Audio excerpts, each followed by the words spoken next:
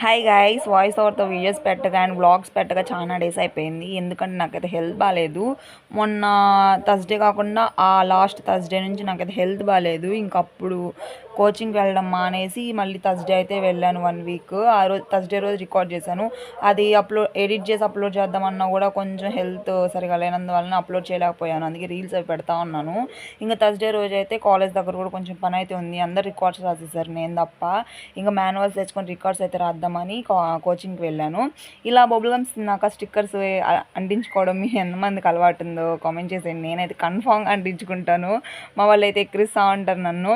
ఇంకా ఆ రోజు కోచింగ్కి వెళ్ళేసి మేడం పర్మిషన్ అడిగేసి మాన్యువల్స్ కొందామని అయితే వెళ్తున్నాము. 50 రూపాయలు అంట. 50 రూపాయలు పట్టుకొని వెళ్తా ఉన్నాను. 50 రూపాయలు నేను చూపిస్తుంటే చరిష్మా తీసుకొచ్చి తన పువ్వు పడిపోయిందంట తల్లో నుంచి. అదైతే చూపిస్తూ ఉంది, లింగ్ అంటే తీసుకొచ్చి చూపిస్తూ ఉంది. ఇంకా జెరాక్స్ షాప్ వరకు వెళ్ళేసి మాన్యువల్స్ తీసేసుకొని ఇంకా రెండు రికార్డ్స్ అయితే ఇన్కంప్లీట్ ఉన్నాయి. నేనైతే ఎప్పుడు రాయించను పక్కన వాళ్ళ చేత రికార్డ్స్. ఫస్ట్ టైం ఈసారి హెల్త్ బాగాలేనందువలన రాయించాను. మా ఫ్రెండ్ చేత రాయించాను ఒక రికార్డు. ఇంకో రికార్డ్ అయితే నేను రాసేసాను. వెళ్ళి జెరాక్స్లు తీసుకొని మాన్యువల్స్ తీసేసుకొని ఇంకా కోచింగ్ సెంటర్ దగ్గరికి అయితే రిటర్న్ అయిపోయాము.